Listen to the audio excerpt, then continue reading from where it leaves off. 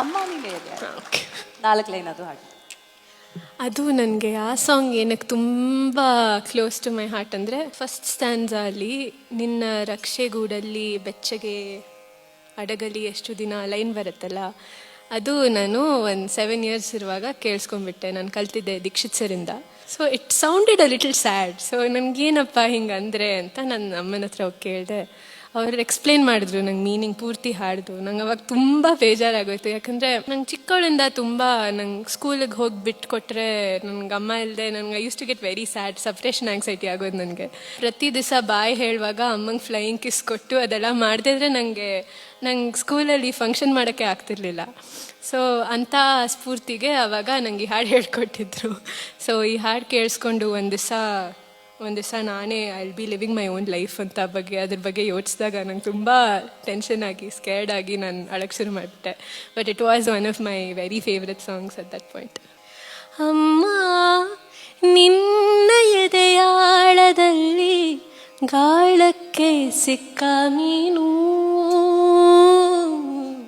ಮಿಡುಕಾಡುತ್ತಿರುವೆ ನಾನು.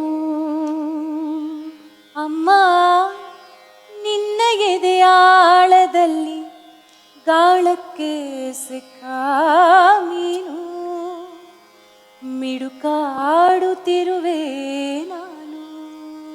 ನಿನ್ನ ರಕ್ಷೆಗೂಡಲ್ಲಿ ಬೆಚ್ಚಗೆ ಅಡಗಲಿ ಎಷ್ಟು ದಿನ ದೂಡು ಹೊರಗೆ ನನ್ನ ಓಟ ಕಲಿವೆ ಒಲರೋಟ ಕಲಿವೆ ನಾ ಕಲಿವೆ ಊರ್ಧ್ವ ಗಮನ. ಓ ಅಗಾಧ ಗಗನ, ಓ ಅಗಾಧ ಗಗನ. ಅಮ್ಮ ನಿನ್ನ ಎದೆಯಾಳದಲ್ಲಿ ಗಾಳಕ್ಕೆ ಸಿಕ್ಕ ಮೀನು ಮಿಡುಕಾಡುತ್ತಿರುವೆ ನಾನು. ಮಿಡುಕಾಡುತ್ತಿರುವೆ ನಾನು.